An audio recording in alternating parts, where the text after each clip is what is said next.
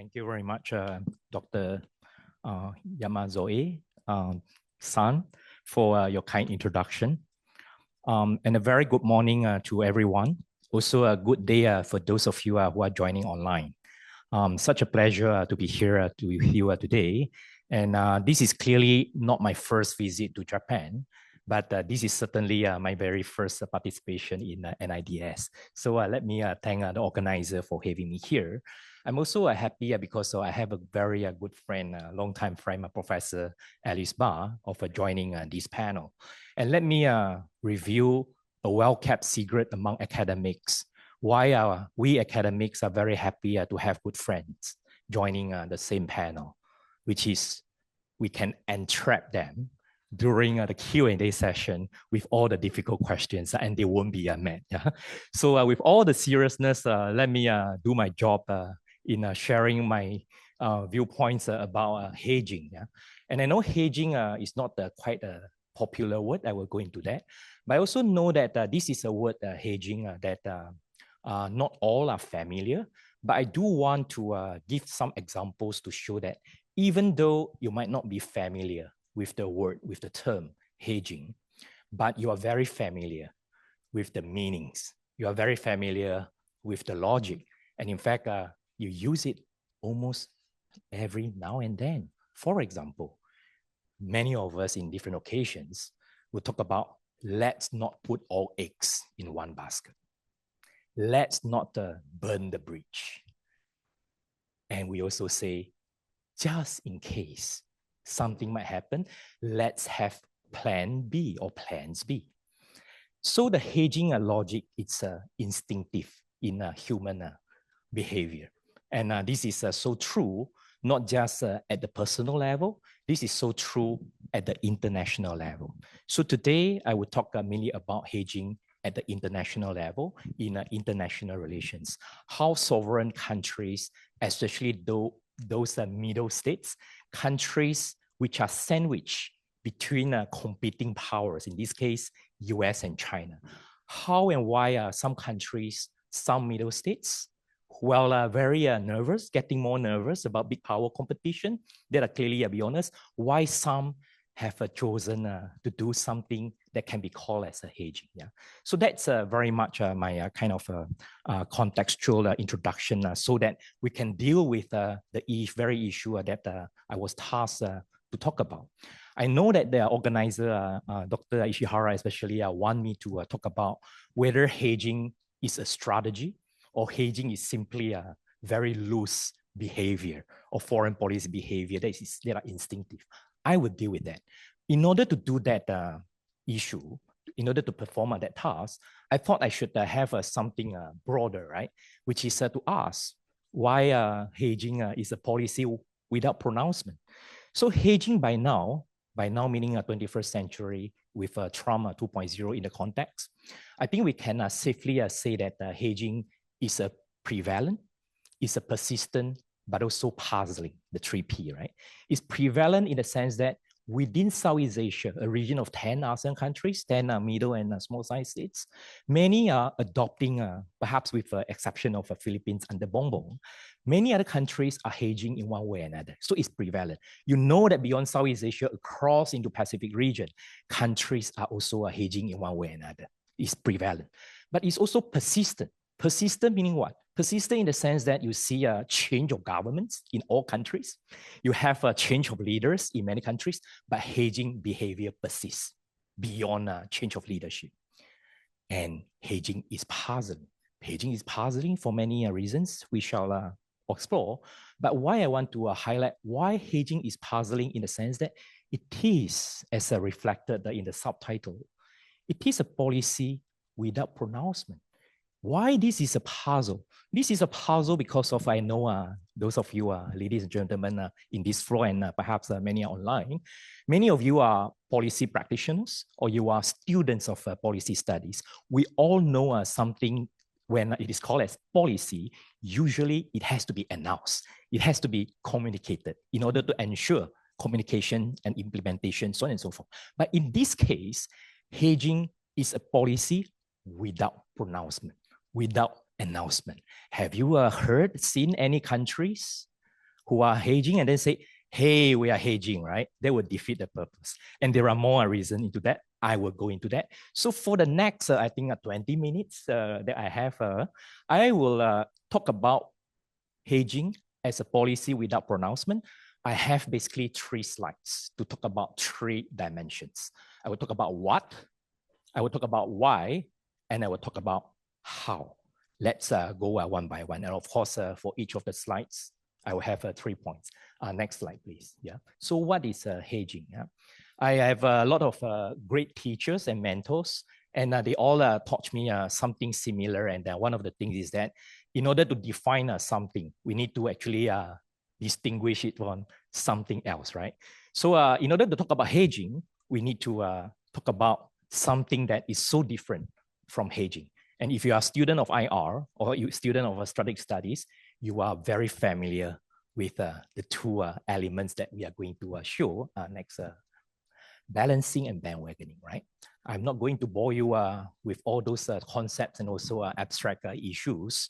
Usually back home in my lecture, I will have 3 hours to talk about this slide, right? We don't have 3 hours. So these 3 points hopefully will help. So in the layman term, right, in the current context, balancing and bandwagoning, they are the opposite foreign policy posture, right? Balancing means what?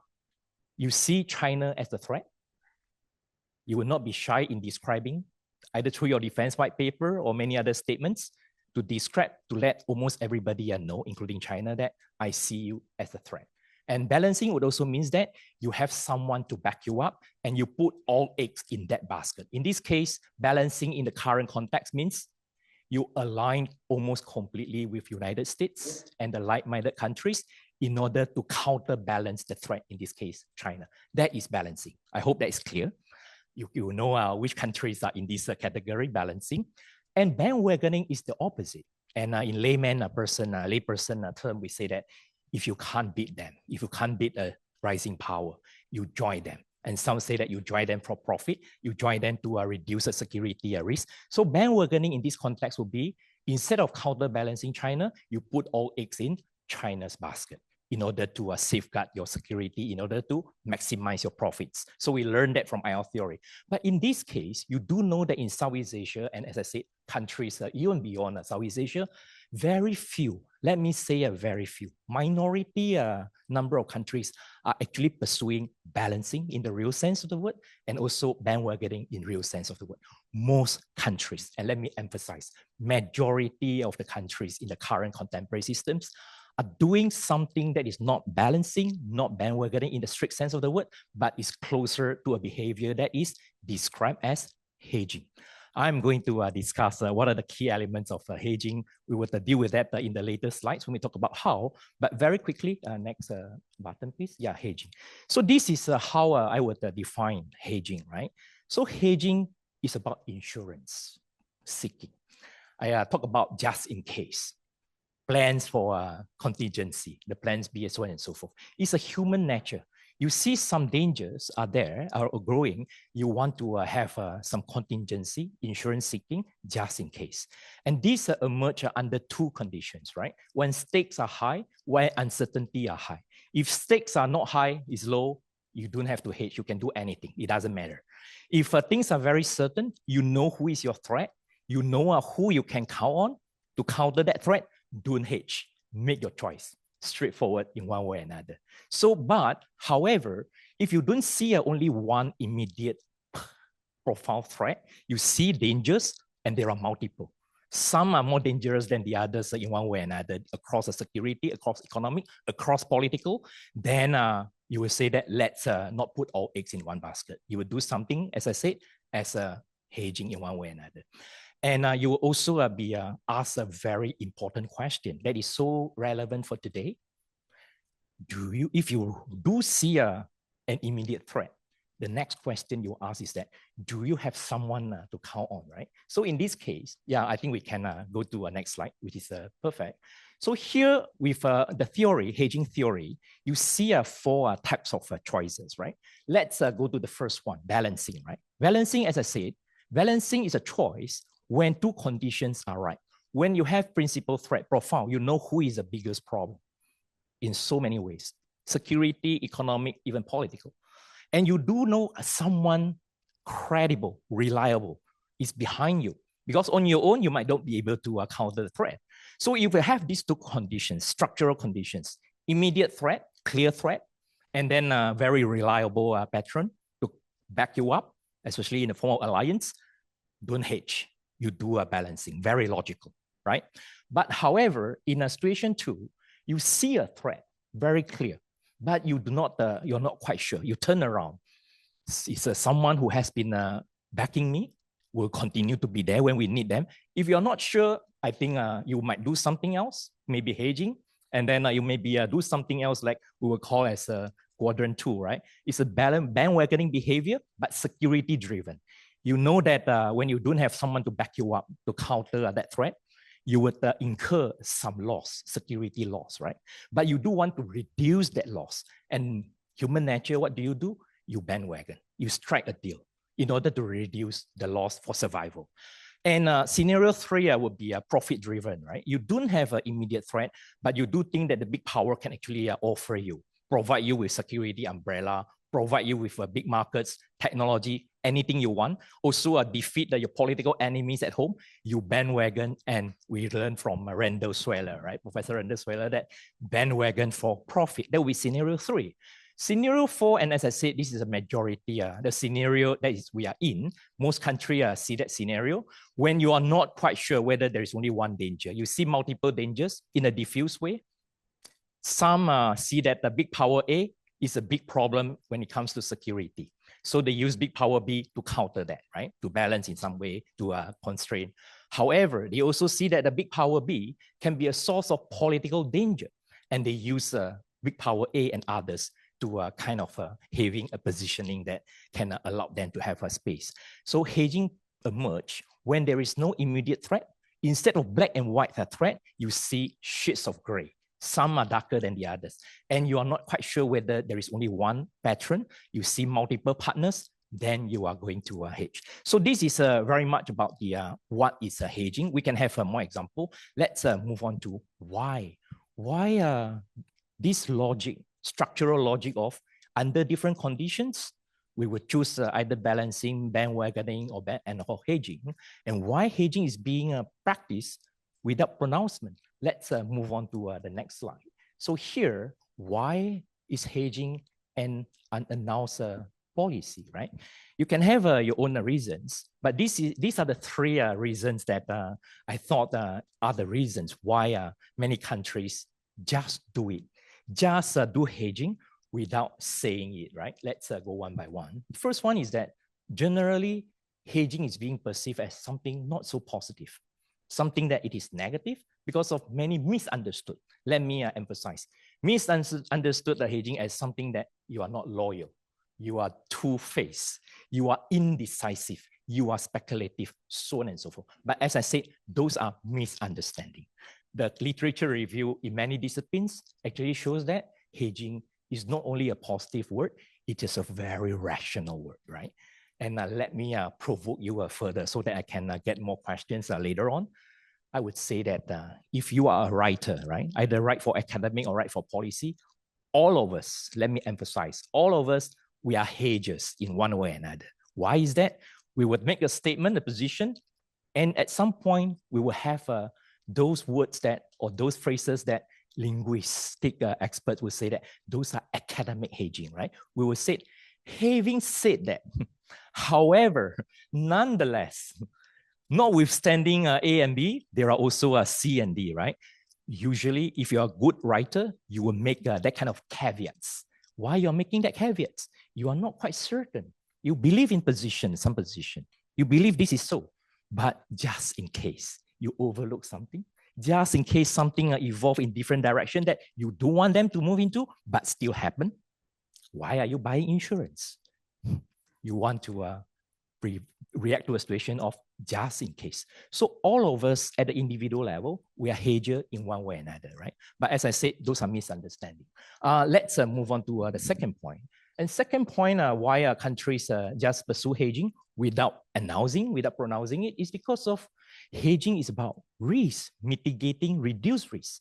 By announcing your hedging, And bearing in mind that hedging is so far not perceived positively, you are increasing your risk because you are telling the big powers that, hey, I don't trust you. You might harm me.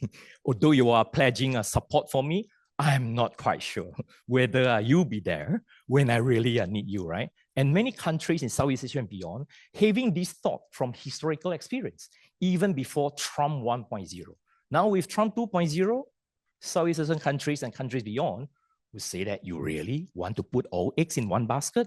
Countries, unless you do see a clear threat, and for many reasons, you think that even without US, in the same way that we see over the last 70 years, you still have multiple partners come together. Maybe in that situation, it will be different. But for many other countries, you do not have that kind of options. And therefore, to reduce risk, let's not use the word the hedge. Just do it without saying it, right? Final reason, it's what I would describe that. Hey, I know in international relations literature, hedging is always described as a strategy, right? When I first started to write about hedging, thanks to Dr. ISHIHARA's supervisor, Professor Evelyn Goh is often associated with the term hedging. So when she when Evelyn Goh published the work in 2005, right, about hedging, there was a time I was struggling as a PhD student in Washington, DC. I was struggling to find a topic, right, a concept, a framework. So I decided to work on the hedging since 2005. So this is like 20 years anniversary. So at the very beginning, I also choose to use strategy to describe hedging strategy that you can Google whatever platform, you know that hedging is often described as strategy. But later on, I would say 2012 onwards, the more I research, the more I look around in Southeast Asia, the more I'm unsure, really? Hedging necessarily be a strategy? Though then later on, I'm convinced that hedging is more a behavior. It's an instinctive behavior. Instinctive meaning what? Things that regardless of your knowledge, your background, or whatsoever, your skills that you have, something happen, you react in some certain way, right? When there is a fire there. Instinct behavior is that you will run away from a fire rather than get close to fire. When you see some big cars surrounding you, if you are driving a small car like Mini Cooper, and you are surrounded by a big trucks, instinctive behavior is that let's not try to overtake them or if we are all in that speed, right? You want to keep away from that dangers, right? So hedging is an instinct. It's an instinctive reaction. But when I say instinctive behavior, I say that it's instinctive reasoning.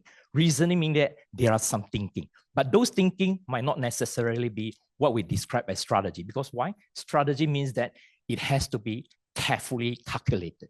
Strategy means that it has to be well coordinated.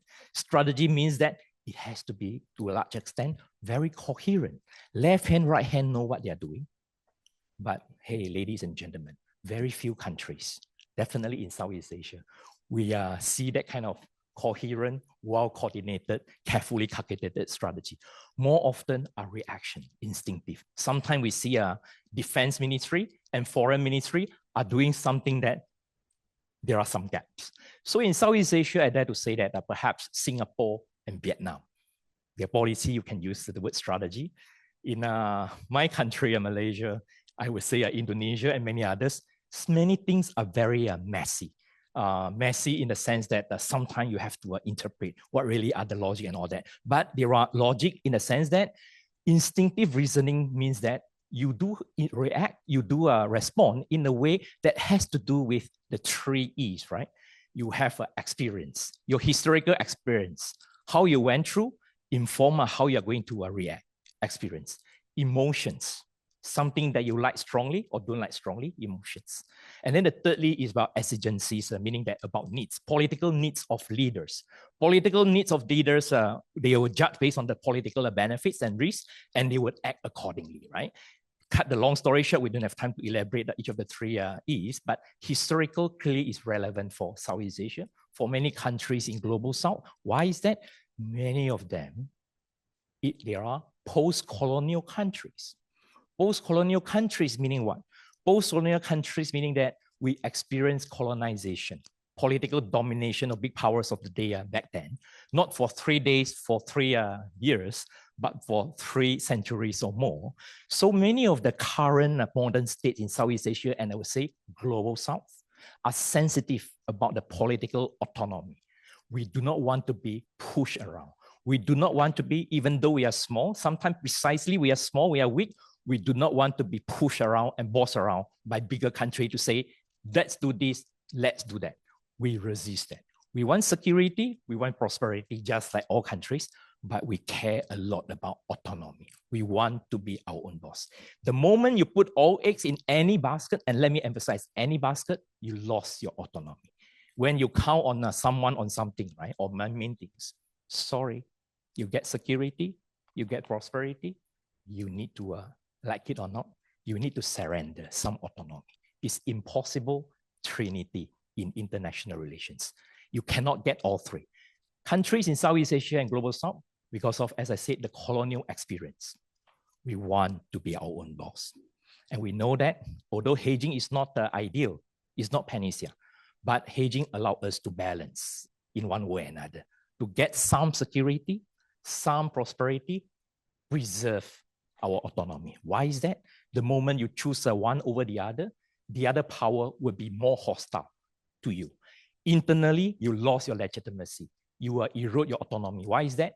Your voters, your people say that, why are you kowtowing to one power at the expense of our hard-earned sovereignty? These are certain things that many of our friends in the West sometimes don't understand. Why you still care about the autonomy and all that?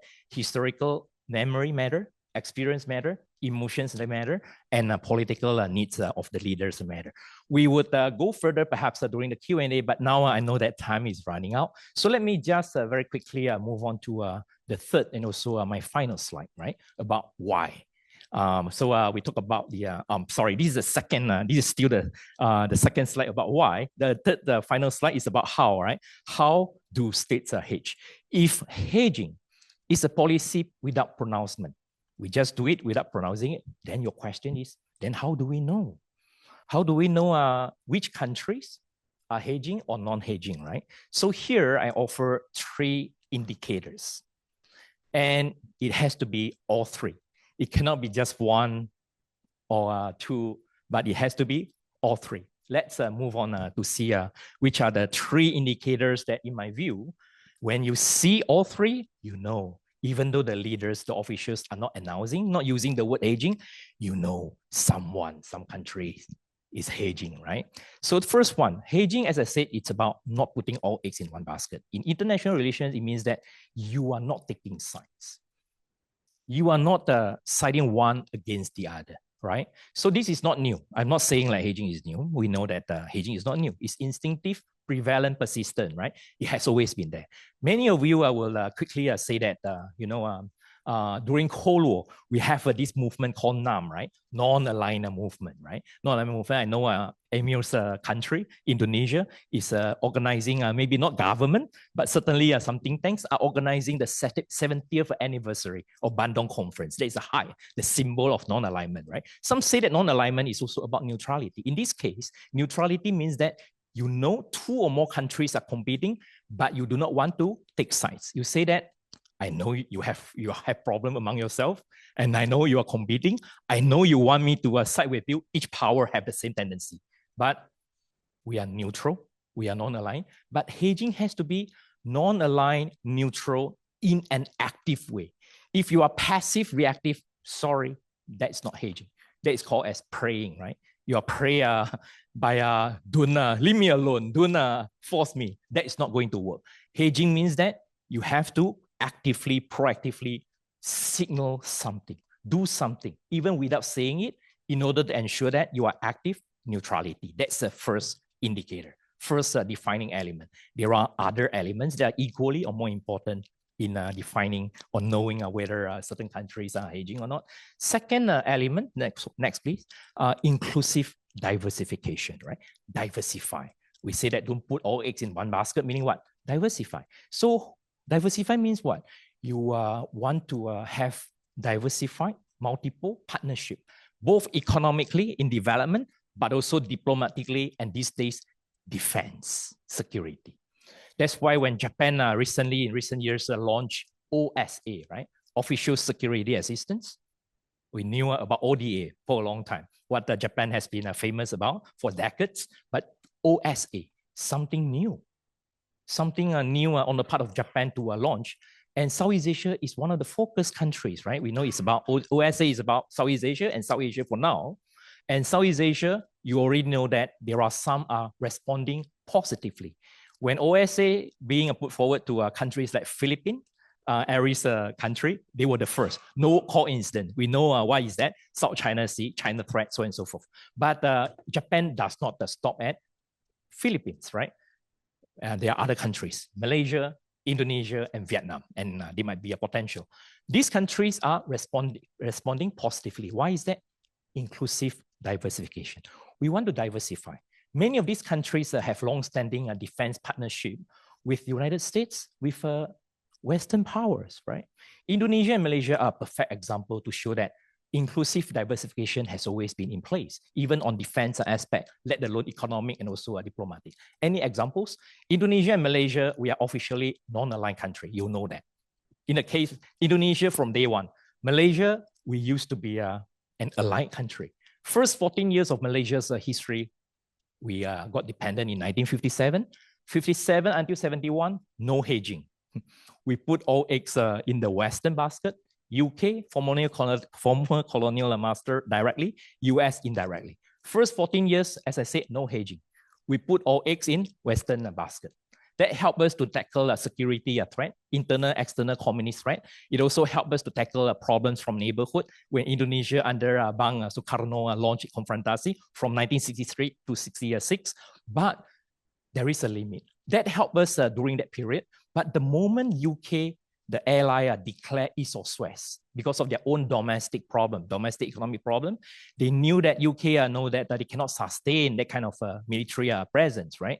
So East or West, meaning that UK was militarily retreating from the region.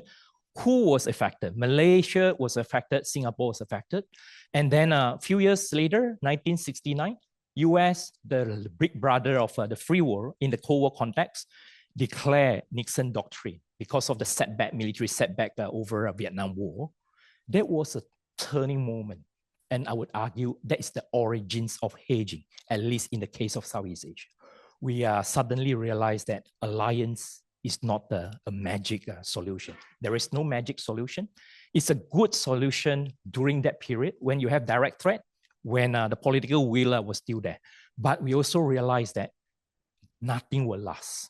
Nothing is perfect, nothing is permanent, things change. So the just in case instinct emerged. So from 1971 onwards, we do not have alliance on the part of Malaysia. We do have FPDA, right? Five Power Defense Arrangement. It is not alliance, but it is alignment. It's a defense alignment involving 5 countries, Malaysia, Singapore, UK, Australia, and New Zealand, right? So it's an alignment without alliance. And we are okay with that. Why is that? We think that that is part of the plans B when something happens. But when something not really happening, let's not upgrade from alignment to alliance. Because why? The moment you upgrade into alliance, there'll be a reaction externally and internally. When you insist at the moment of alignment without alliance, you are not naive. Because why? You keep the options open. Isn't hedging about keep the options open, right? As I said, it's a human instinct. But conditions change, you change accordingly. Why we are saying that? Mainly because of, I want to say that non-alignment countries, even like Indonesia and Malaysia and many others, today we have a non-alignment as the policy goal. That is the ends. Because why? We do not want to take sides between the powers. But we are doing non-alignment as the policy ends through multi-alignment as the means. Multi-alignment is exactly what diversification is all about. But let's not neglect the first word, inclusive. If you are diversifying economically and strategically within one camp, meaning we don't only within US and US bodies, partners, then you are diversification, but you are not doing inclusive. Inclusive means that as you are upgrading, enlarging, multiplying alignment, either military or non-militarily with US and US camp, you need to make sure you need to do with the opposite. Vietnam is a perfect example to show inclusive diversification. Vietnam, based on the perceived danger of China, especially at the height of oil rig 2014, Vietnam has decided to do something quite counterintuitive, right? Enhance defense partnership with former enemy, United States. U.S. aircraft carrier is coming to Vietnam, not for war, but for defense partnership. Because why? The China factor. That makes a lot of sense. Strategic convergence. But is Vietnam doing balancing, putting all eggs in US basket? You know it is not. Why? There are opposite aspect, right? Because when US requests to have more visits, Vietnam will say some visits, but not too frequent, right? And at the same time, as I said, Vietnam does it inclusively. As Vietnam, under whatever leaders in Hanoi, as they are upgrading continuously with US and also the like-minded countries, including Japan, Australia, India, even European countries, they are doing something similar with China, the source of security problems. But in Vietnamese leaders' eyes, China is not necessarily a black and white threat, because why? China is a big source of security challenge, dangers, but China is also a source of political help and support. When Vietnam continued to be a communist country, every year they would have to wait at Washington, D.C. Releasing, the human rights report. Vietnam usually will be appear in one way or another. So Vietnam as a country do see multiple threats or multiple dangers, and therefore hedging will make a lot of sense. But the whole point here is that even Vietnam, they are doing diversification inclusively, right? And as I said, they maintain relationship with China through party-to-party linkages. But even on security, Vietnam also continues to do some security cooperation on non-traditional security, disaster relief. But 2 years ago, in December 2023, Vietnam joined a China-related military exercise called Aman Yui. So Aman Yui is a China-related exercise. Some compare Aman Yui with Copra Gold in Southeast Asia. So meaning that we are seeing not only US is undertaking military exercises with countries in Southeast Asia, China is doing something similar, and Vietnam as a hedger, they are doing inclusive diversification. They diversify more and more, but inclusively. That leads me to my final point. Hedging is not just about active neutrality and inclusive diversification. Those are important. But ultimately, hedging is about offsetting, right? Offset meaning what? You need to do offset in the sense that as you are saying yes to China and to US, you would need to make sure that you will say no to them at some point. You need to do both. If you are conversely, if you're only saying no to one country and no, not saying yes or collaborate in some way, then you are in actuality pursuing balancing, right? If you keep saying no to China and not collaborating or positive signaling, then you are doing what we call as balancing, as we mentioned earlier on. But if you keep saying yes, then you lost your autonomy, you are becoming subservient. Hedging, you want to avoid that, and therefore you need to say yes and say no to offset, so that you have a space to maneuver in one way or another. And offset also means that as you upgrade cooperation with the United States, you also make sure that you will do something similar with China in one way or another. And you are doing that not just individually. ASEAN countries, because we do have an organization called ASEAN as a group, we also do that at the group level. Any example? I think this is something that Professor Barr highlighted in her paper when he said that ASEAN countries said no, actually not directly, but delaying, right? A few years ago when China wanted to have an upgrade for China-ASEAN relations as comprehensive strategic partnership, Southeast Asia are concerned because if we just upgrade the relationship with China, that will leave the impression that we are too deferential to China. So ASEAN's response was to delay a little bit. And then we make sure that when Australia is ready to do that, we upgrade the ASEAN-Australia and ASEAN-China as comprehensive strategic partnership at the same time. So you say yes, you say no at the same time. My final example, and then I'll stop. I know time is running out. It's talk about BRICS. I know this is something that raised a lot of attention and also eyebrow in many quarters, especially when some Southeast Asian countries, early on was Thailand, but later on Malaysia, Indonesia, and to some extent Vietnam. Vietnam seems to delay a little bit. Join BRICS. Some say that, are you tilting towards Russia, China bloc? In Southeast Asia, you know that this is not the case. It's not about choosing alternative power. It's about creating additions. We see BRICS and many others as the additions mechanism on the basis or on top of what we already have with the West. We are not downgrading or stopping or severing our long-standing partnership, membership in Western-centric organizations. BRICS is additions. And let's not overlook that. When Thailand and Indonesia are joining BRICS as a full member or partner country, they also declare that they are joining OECD, right? The process is there. So all these are example indicators to prove that countries, many countries, without pronouncing as hedging, they are practicing hedging for the reasons that I tried to highlight that over the last, 30 minutes. And with that, I will stop here. Thank you so much for your attention. Thank you. Thank you very much. Thank you very much, Dr. Kuik. And the next speaker is Dr. Alice Barr.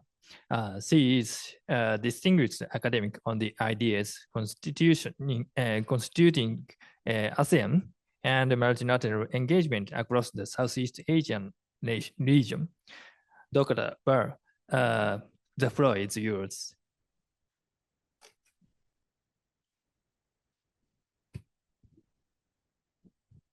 Thank you. Is it on? Thank you very much for having me. Like Dr. Kuik, it's a pleasure to be speaking to all of you and also having the opportunity to also hear some of what Japan is also reviewing and assessing here as well. And of course, to join my good friend, Dr. Kuik, my comrade in arms in often cases. So Donald Trump, as we are all aware, his inauguration took place this week, and he took office this week. His positions are well known, and he has already confirmed some of his promises. For example, his promise that he will pull out of certain organizations, international organizations, and also, of course, levy and increase tariffs on China and possibly also other large trading partners. His stance on ASEAN, or not just his stance, but actually his views on ASEAN in his first administration were ambivalent at best.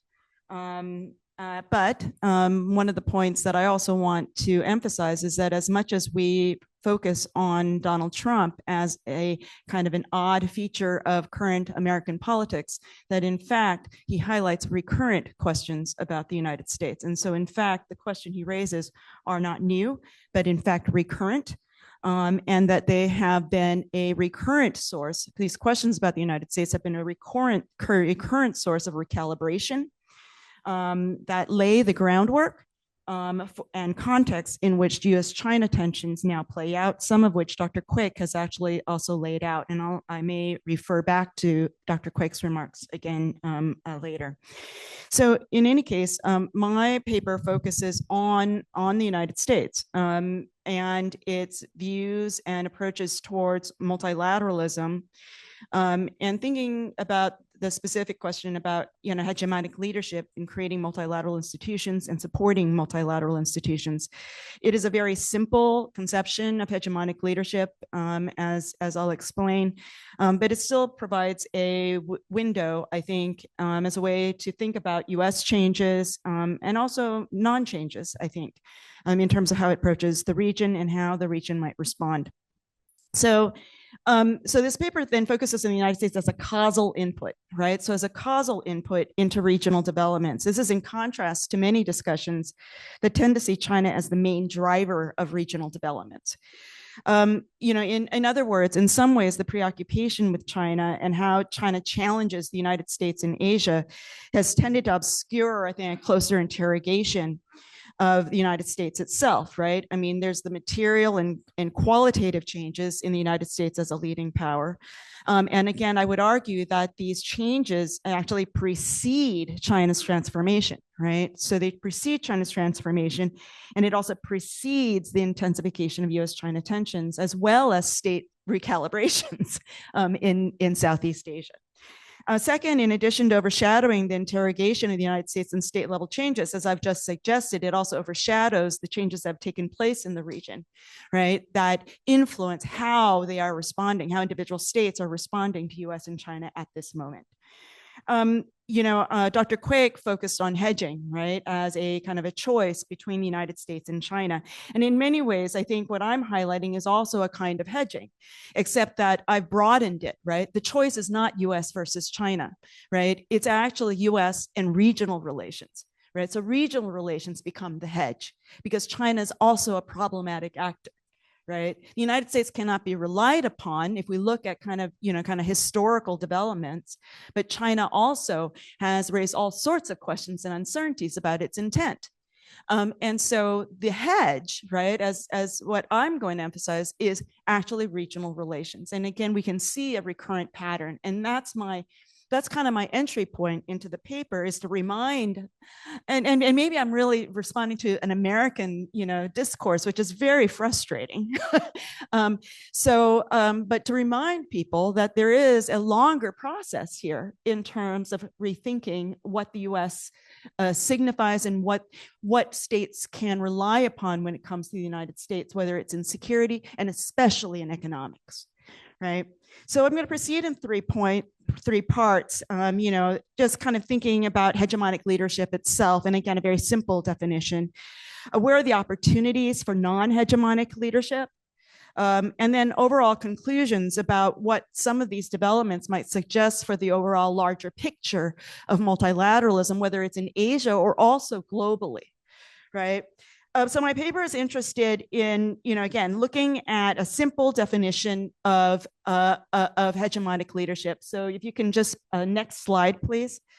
And really just looking at capacity, political will, and attraction.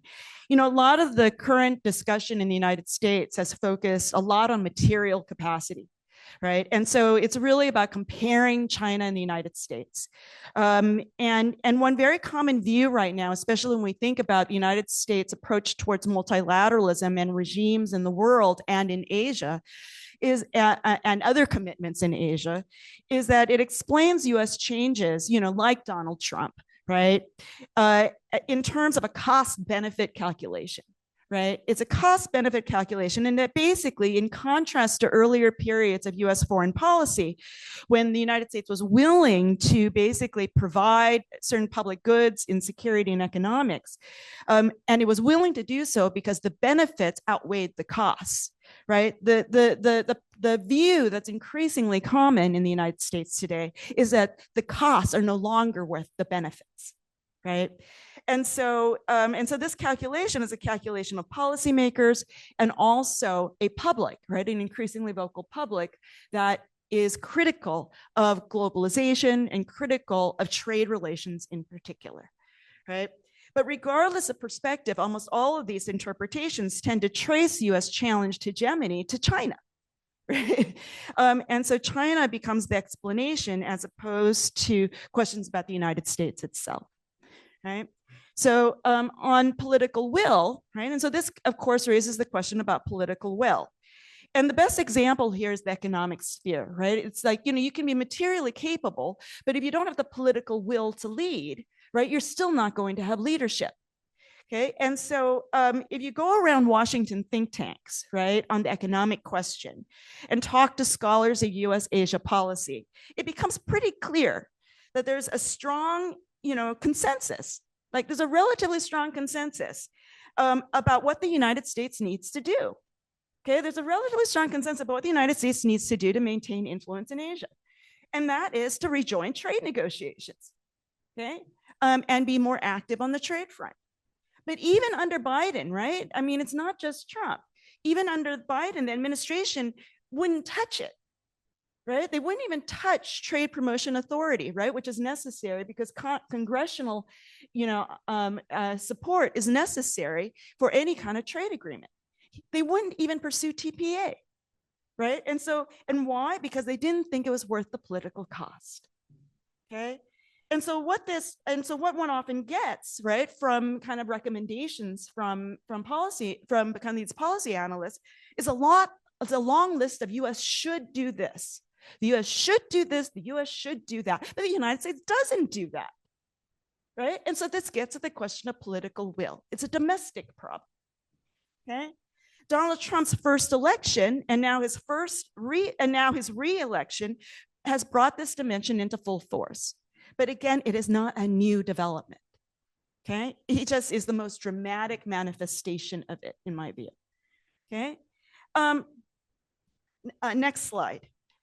So contemporary Asia is arguably, in fact, right, if we kind of take the long view, right, contemporary Asia is arguably a function of regional adaptations to US uncertainty, right? This is decades in the making. Right? So when we think about regional relations as the kind of hedge, to use Dr. Kuik's term, right, we can think about it as a long-term process, okay? And, I have a list here, right, that we can kind of think about how the development of regional relations has been punctuated, right, and catalyzed by questions about the United States, right? The Nixon shocks, right? Dr. Kuik talked about it as, I think, how did you carry it, the first structural shift or the last structural shift? I would argue that it's the first of a long process, okay, in terms of this recalibration. Okay, so the Nixon shocks, Plaza Accords, post-Cold War retrenchments, the Asian financial crisis, the Bush Doctrine, and now America First. Okay, so America First, right, follows other questions about US commitments in Asia. And there are two sets of regional consequences to this recalibration, right? Or these uncertainties about the United States. The first has been the expansion of regional relations. So following each of those moments, we see kind of new attention directed to regional relations. Some of it is indirect. It may not be explicit, right? It may be economic adaptations, right? So for example, a good example is Japan's investments, for example, in Southeast Asia after the Plaza Accords, okay? But these intensified, right, regional relations and the conditions in which Asian states and Southeast Asian states in particular are now responding to, okay? And then second, it has also created opportunities, right? The second regional consequence is that it creates opportunities for leadership among non-hegemonic actors. Right? So in other words, leadership need not be provided only by the largest, okay?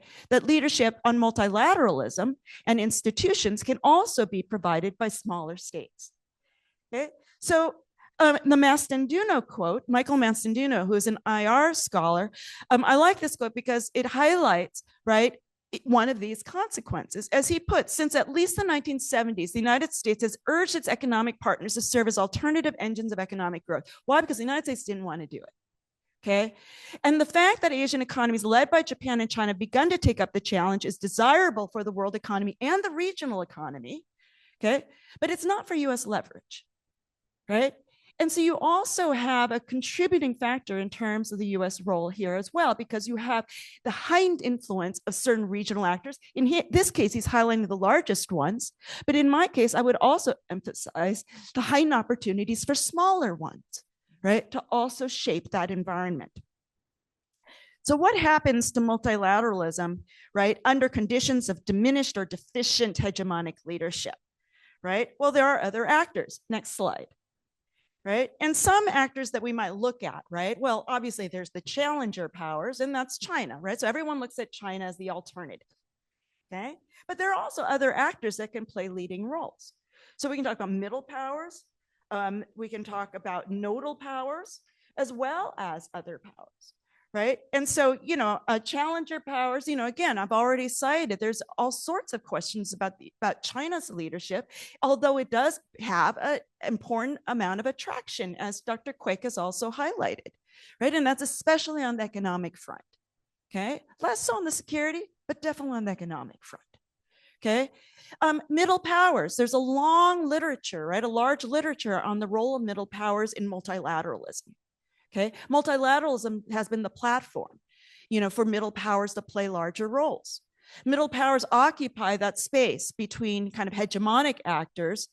So they're less, they're less able to do as many things on their own compared to hegemonic actors, but they're also have more capability than, let's say, the smallest actors. And so they have more autonomy also to play more independent roles. So middle powers are, another area or another set of states that we can look at, as an opportunity for regional leadership. Right. And, states have been cited as playing such roles include, obviously we can talk about Northeast Asia like Japan and South Korea, but in Southeast Asia, we can talk about Indonesia, right? We can even talk about some of the other Southeast Asian states too. I mean, including states like Malaysia, right? Thailand would certainly see itself, I think, at points also as playing larger roles, but certainly we can also look to Southeast Asia as well. Okay, so middle powers, these medium-sized states that have kind of the, are more self-confident, for example, to play these more leading roles. And then other actors that give a little bit that, I think maybe are given less attention to, but I think are important, especially when we think about institutions and multilateralism, are so-called nodal states. Right. And one way to think about nodal states, these are the states that participate in a lot of institutions. Right. And so they're nodal because they connect all the institutions. Right. And I'm actually going to come back to this point in my last remarks. Right. Because we often think about institutions as always competing. Right. You create a new one, it must be in competition. What's the significance of BRICS? Right. I mean, this is now the question of the day, right? Because it's seen as the alternative, but I don't see it necessarily that way, right? And nodal powers have a role to play.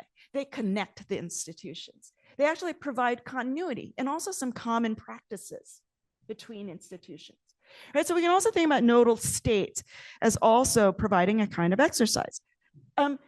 ASEAN as an institution could also be seen as a nodal framework. Right? As a nodal framework, the framework that links up, right? It links up different actors, right? So ASEAN itself, as an institution, for all its challenges, right, also can play such a role, okay? And so we can look to other actors. So if we go back to kind of the historic pattern, right? Next slide. On these recurrent moments of hegemonic uncertainty, we can see it again followed by regional activity and initiative. Okay, that's partly led by some of these other actors. Okay, when we think about the Nixon shocks, right, which set in motion individual adaptations in terms of their engagements with China. Okay, when we think about the Plaza Accords, as I've already mentioned, right? I mean, we have the intensification of regional relations, amongst Asian states. The Asian obviously the post-Cold War retrenchments that basically that became the trigger or the catalyst for the heyday of Asian multilateralism, right? Led by ASEAN states, the ASEAN Plus frameworks, the EAS, the ASEAN Regional Forum, right? The APT as kind of the galvanized by the Asian financial crisis, even though it has its roots prior to that, right? But we can, and some might say, well, that's all in the past, right? But we can also cite more recent examples also in terms of kind of regional relations as a response to hegemonic uncertainty from the United States, right? And those would include the CPTPP, right? The Comprehensive Progressive Trans-Pacific Partnership. I always get all the words wrong, but CPTPP, right? I mean, which was, the conclusion of which, was quickly refashioned, right? With the considerable efforts by Japan, right? As a middle power, right? In response to the collapse of the TPP when the United States withdrew, right? RCEP, the Regional Comprehensive Economic Partnership, in this case, ASEAN, right? Playing an important initiative role and facilitating role, right? Also concluding, right? These processes started before kind of all this massive uncertainty associated with Trump, but RCEP was also was kind of finalized, right? In response, right? To this moment of major US uncertainty on the economic front. Okay. And so we can also cite more recent examples. Let me cite some others, right? Singapore, right? Singapore's role as a nodal power, a common participant in many kind of institutional economic frameworks. Okay. Singapore's role in the P4 group that helped produce the regional TPP. Singapore's role in DIPA, the Digital Economic Partnership Agreement, okay, which first began as a trilateral effort and that is now attracting additional regional states and regional interests, right? So we can think about also initiative that's being pursued by other states. Next slide. And so RCEP, so there's RCEP and kind of thinking about ASEAN's linkage role. And next slide. So in any case, we can also think about different roles here in terms of institutions as bridge builders, agenda setters, providing convening power. Okay. And then next slide. Producing, again, different kinds of regionalism. And in some ways, I should rephrase regionalism because it need not be regionalism as we understand it, but rather kind of multilateralism that has a regional base, right? So regionalism tends to be associated with kind of regional identity questions, okay? But here I want to just simply think about regional relations, right, as kind of the base for multilateralism that is primarily based on regional relations, okay? The caveat here, if we were to kind of think about institutional activity as a response to hegemonic uncertainty, is that it has happened mostly in the economic space, not the security space. Next slide. And so if you look at this slide, you'll see that you have heightened economic trade agreements, heightened trade cooperation in response to global uncertainty. And in response to global, thank you so much. I was going to die.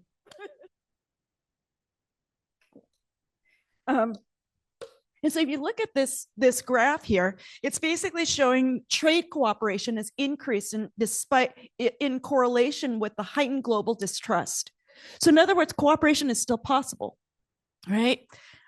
What the line that goes down is security. Okay, so it's at an economic. So the caveat here is that it's been happening mostly in the economic space. So in any case, I know I'm out of time, and so I'll just simply say, again, this is a reminder, right, that this isn't just about China and it isn't just about US-China tensions.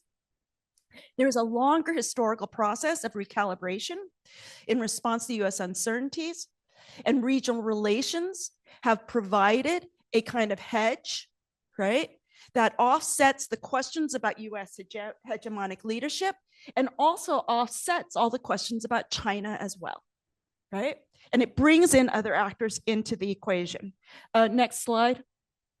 And again, to go back to a point that I suggested earlier, right? We often think about things as kind of competitive and, and in tension with one another. But we can also think about institutions and governance and multilateral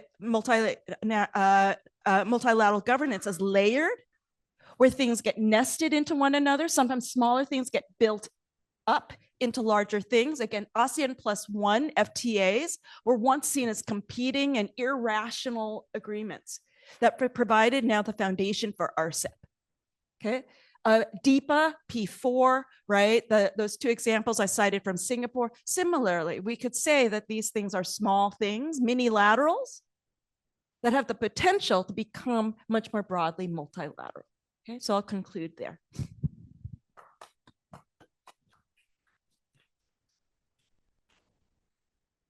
Thank you very much for presentation. Very nice to concisely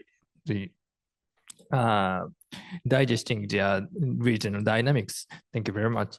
And the next, following the two presentations, we would like to hear this discussion from our colleague, ISHIHARA Yusuke, a senior research fellow. Floor is yours. Thank you, Yamazoe-san, for introducing me. And I also thank two presenters for giving us such a thought-provoking set of analysis based on their papers, which we are looking forward to being published online later on. And I have one question to Dr. Kuik and one overarching question for both of you. And the last one goes to Professor Ba. And let me start with the one for Professor Kuik. And I liked your presentation in addressing, I think, one of the two misconceptions that I think people like me who are non-Southeast Asia expert often have about Southeast Asia. So one of them is Southeast Asian countries are not quite capable of thinking about security strategically. And that's I think a misconception. I know, and I think you really clearly conceptually showed why they are doing their own sort of still intuitive but strategic thinking as hedging. But the other misconception, which I would like to encourage you to address in response to my question, is so why should we care? I mean, about Southeast Asian countries hedging at all? I mean, and the reason why I put up this first question, as you can see on screen, I think it's important for us to, address this question. What broader consequences does Southeast Asian countries' choice of hedging really, have on regional order in the Indo-Pacific region, as we call it now? And I have actually come up with my 3 hypotheses, all like, just a few days old. So not really thought through hypothesis, but just to give you a food for thought as you think about your own answer. And one hypothesis is that Southeast Asian hedging is actually contributing to the prevention of a unipolar dominance, either by China or United States. Let's think about, just really hypothetical situation in which all the Southeast Asian countries suddenly decide to either, bandwagon with China or join U.S. balancing towards China. Then that would make it a lot easier for, China or United States to claim their dominance, right? If they can secure support from, Southeast Asian countries, which have stopped hedging, tilting towards, I don't know, China or United States. And I don't know how many of you are convinced by this hypothesis. I'm not, by the way, convinced by this hypothesis. Partly because I don't think it's a viable option for Southeast Asian countries to anyway bandwagon on balance. So anyway, I thought about this. And the second one, second hypothesis is Southeast Asian countries hedging may be either expanding or moderating great power competitions, particularly between China and the United States. You can think that it may be expanding great power competition by inviting these powers in deeper into Southeast Asia as a theater for their competition.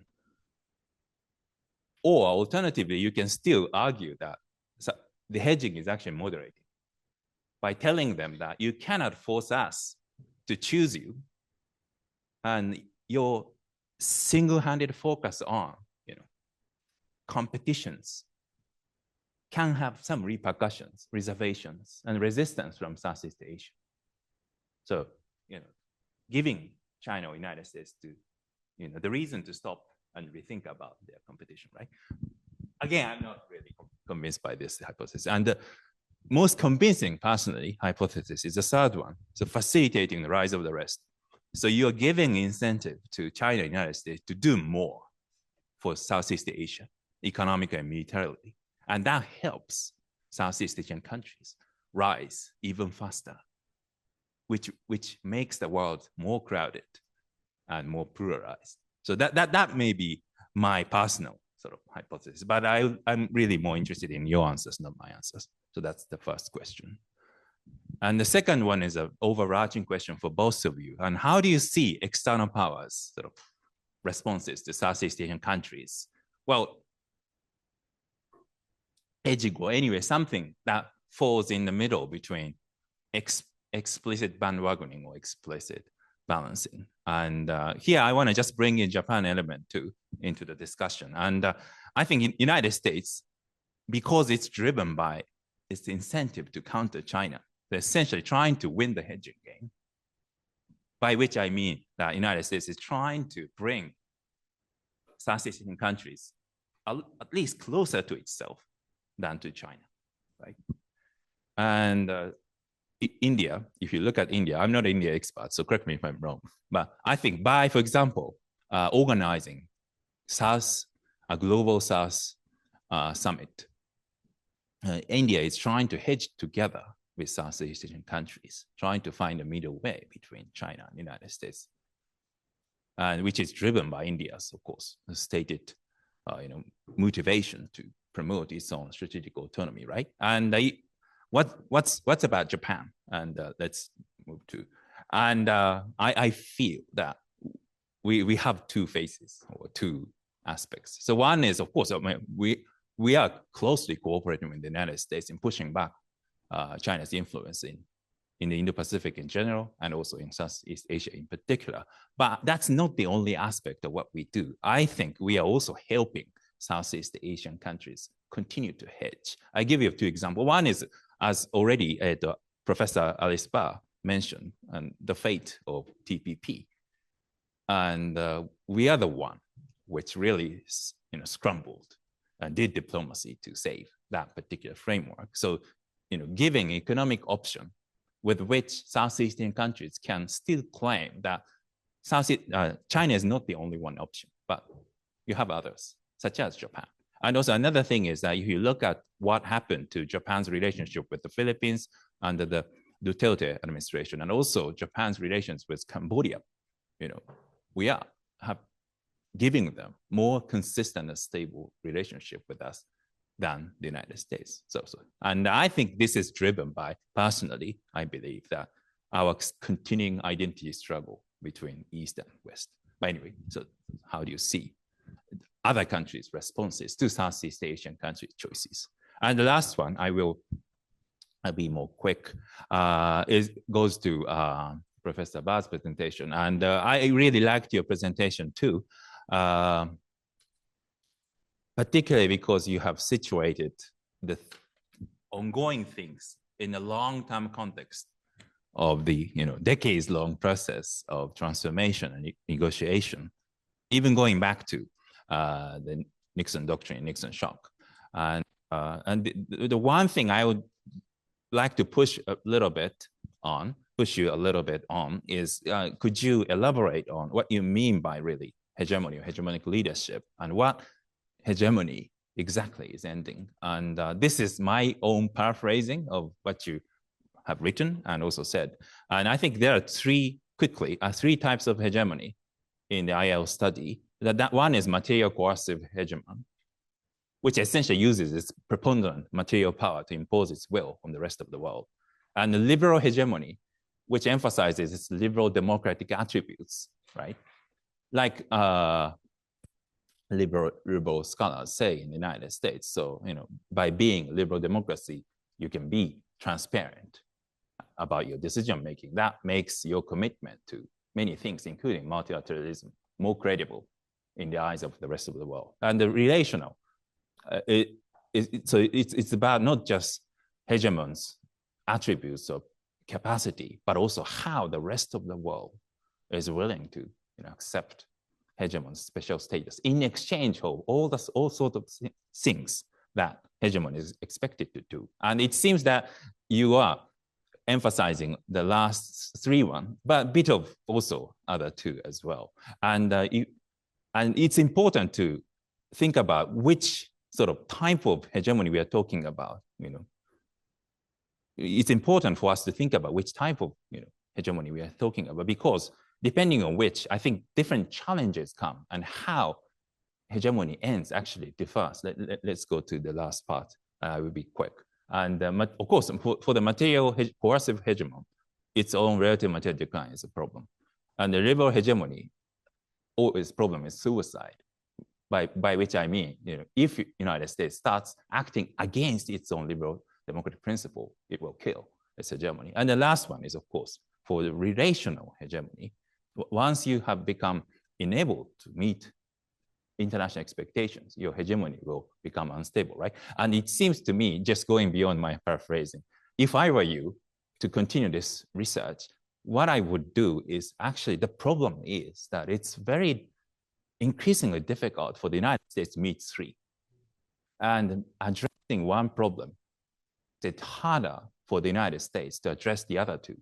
So this impossible trinity for the hegemony, maybe one way you want to go, but I would like to hear your opinion. Thanks.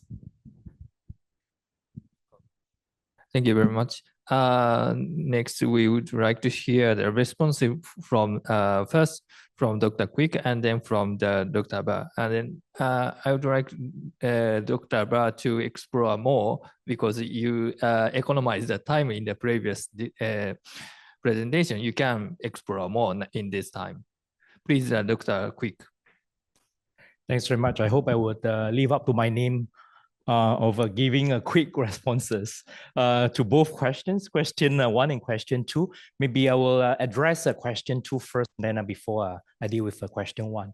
And for the benefits of everyone, perhaps we can put up the slide prepared by Dr. ISHIHARA.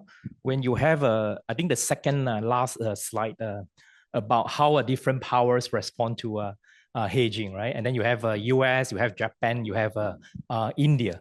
So as we are waiting, let me very quickly respond by saying like I agree actually with your characterization. Not my slide, but Dr. ISHIHARA's slide. And the one that with a table with US, Japan, and also India. So I agree with all your characterization of all three powers. India is quite straightforward. One example of India, despite the perceived danger of China, perceived threat of China, India is hedging in so many ways, right? One quick example would be India is the only country on the earth which is a member of quadrilateral security dialogue together with US and also Japan and also Australia because of the China factor, because of democratic values and all that. But India is also at the same time a member of BRICS and a country that continue to collaborate with both Russia and China in one way or another. So it's you do see the kind of adaptive offset on the part of India that fit the definitional attributes of hedging as we described earlier on. So India, straightforward. US also are winning the hedging game. I completely agree. I will add that in fact China, right? China and US, there are competing powers. And as competing powers, if you put yourself in their shoes, that's what they are going to, that's what they have been telling all the hedgers, right?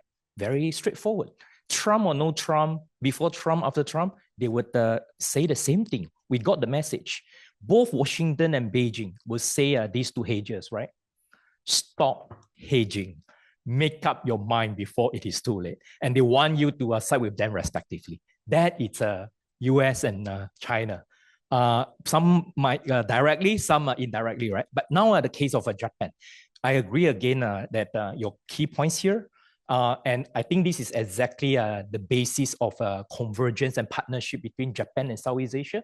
We just talked about before this conference, Japanese Prime Minister visited the ASEAN countries, right? Malaysia and then Indonesia. Those are latest efforts that Japan knows that Southeast Asia countries are hedging. You might not be satisfied. I think you are kind of like acknowledging that that is a reality. And Japan continues to engage ASEAN countries who are hedging, acknowledging that it's a reality, but pushing the envelope whenever is possible. And I do think that that actually helped Southeast Asian countries and beyond to continue current position in the sense that both militarily and also non-militarily. Militarily, we already mentioned the OSA as an example, right? So OSA provide a more alternative for defense partnership, right, together with others. Not in military, economically, we also know that Japan actually is the one when Trump 1.0, the third day in his office, pull out the TPP. Japan is the one who hold the fort, right?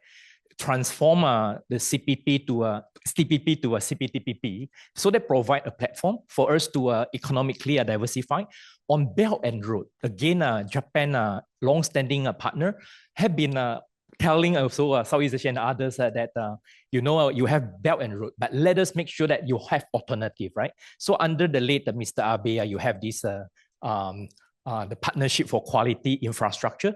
You are also working with other like-mindeds to have a Build Back Better World. You have a PGII, so on and so forth. So I think Japan recognized that hedging, it's almost inevitable, and then still providing a platform. So that is a question number one. And question for responses to question number two. Question number one about like, why should we care about Southeast Asia hedging, and what does it mean for the Indo-Pacific cooperation overall, right? And then I like again your three hypotheses. And to cut the long story short, so that my friend Professor Alice Ba will have more time to share with us her responses and insights, is that I agree with you that number one and number two are more kind of like problematic, questionable, for reasons that I shall elaborate. But I agree completely with your third hypothesis, which is that hedging or Southeast Asia hedging, in fact, I will add the global South hedging in general, not just Southeast Asia. The global South, majority, a member of global South and beyond, are trying to hedge, and that actually facilitate the rise of RES, meaning that it's not just US and China, but actually beyond. For the reasons that, and that's what I think Southeast Asia pragmatism is all about. Southeast Asia pragmatism in the sense that, although we know that there are structural things that are beyond us, US-China competition is beyond us. But we do learn from history that it is big powers' DNA. We knew big powers, US and China currently, but also before and beyond, they will compete no matter what. Southeast Asian countries pragmatically recognize that you cannot change or prevent that. So prevent is quite a strong word. We don't think we can prevent that. But we do want to facilitate in a way that as much as possible, big powers will compete to cooperate, compete to win us over rather than compete to fight. Compete to fight again beyond us, but you need to have a plans B in place. And how to let them compete to cooperate? This is where I think every point that Professor Ba mentioned earlier on, provide the kind of platforms, not just for US and China to have continue to participate in regional cooperation, but allow next tier powers like Japan, India, Australia, European countries, and others to come together, so on and so forth. We don't have time for examples, spec example, but I do want to mention about the RCEP, that something that Professor Ba mentioned earlier on. RCEP, Regional Comprehensive Economic Partnership, that involving 15 countries, right? 10 ASEAN countries, plus Japan, China, South Korea, Australia, and New Zealand. India decided not to join after 8-year negotiation.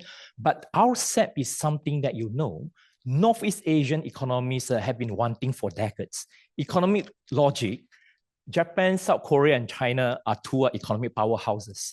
Economic logic is that you should come together long ago to have the economic free trade arrangement and all that. But political logic does not allow three of you to do that together.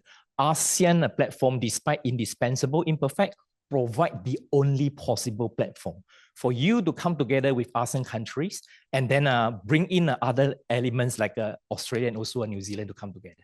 So again, all this ASEAN and ASEAN mechanism means that it is about 3I, right? That's my final point. It's about 3I in the sense that we know it's imperfect because of it is also because of structural reasons.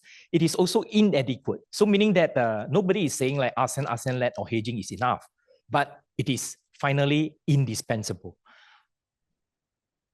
Imperfect, inadequate, but always indispensable because it creates a platform, it creates a space for countries to still try to come together for cooperation and reduce the possibility of a conflict and also a war. I'll stop here. Thank you.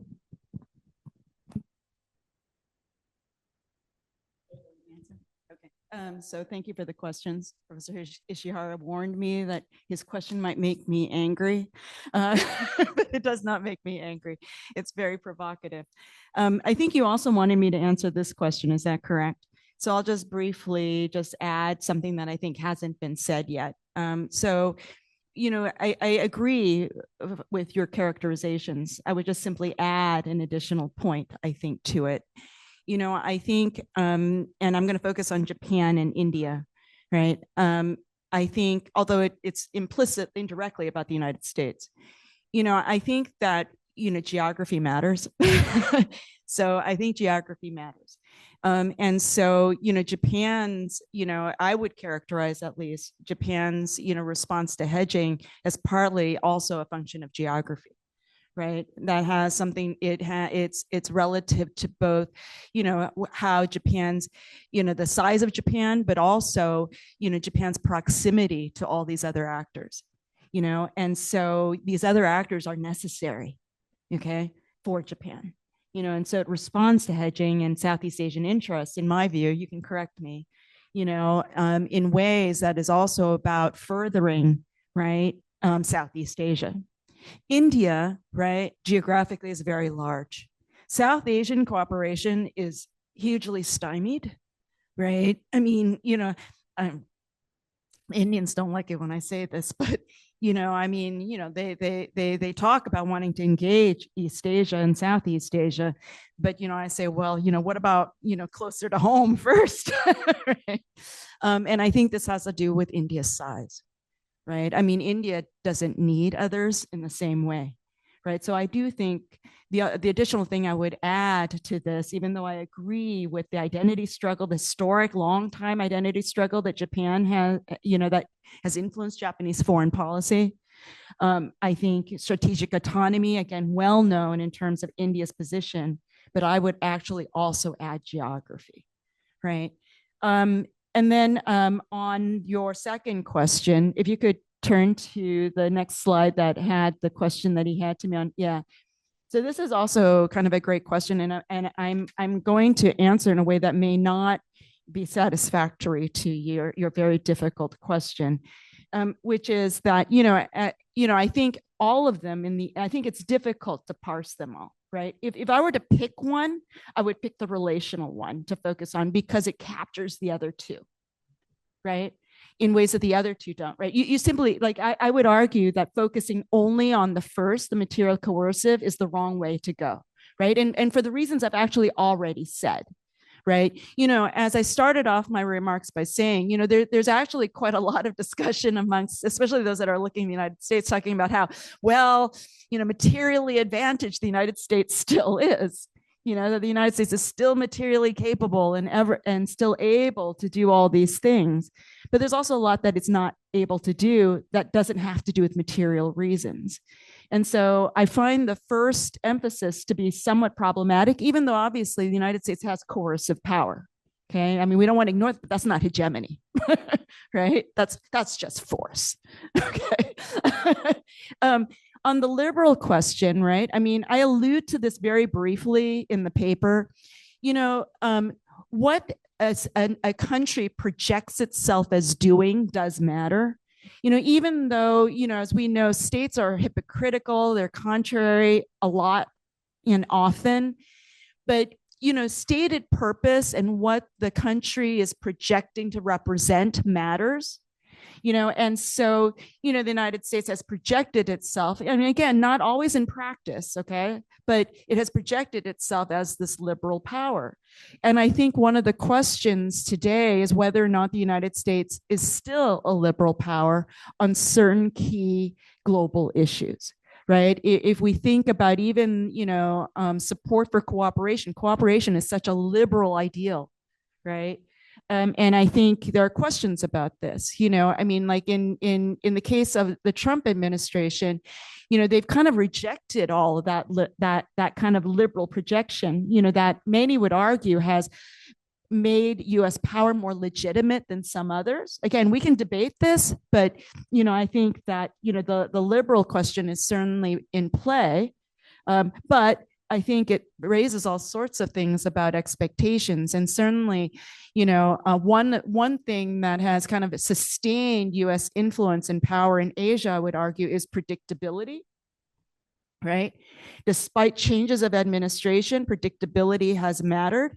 Right, it has established long-term relationships. Also, we can think about relationship development in other ways too, in terms of exchanges, long-time exchanges that the United States has had with individual Southeast Asian states and other states, right? But some of this, has weakened also. And so, periodically, sometimes I will ask, my friends and colleagues in Southeast Asia, what do you think is most necessary in terms of, kind of furthering U.S. Southeast Asia relations, or what do you think is a challenge? And, very often the answer is actually the youth, right? You know, because it's about kind of courting these, developing the relations with another generation, right? The Cold War generation is dying. You know, and so they remember when US policy was predictable, right? Friendly to their governments, okay? But that dependability is no longer the case. Okay, so that would be what I would add to that, even though it's not quite what you're asking, but I think it gets at a different relational aspect. Do you have any further responses? ありがとうございました。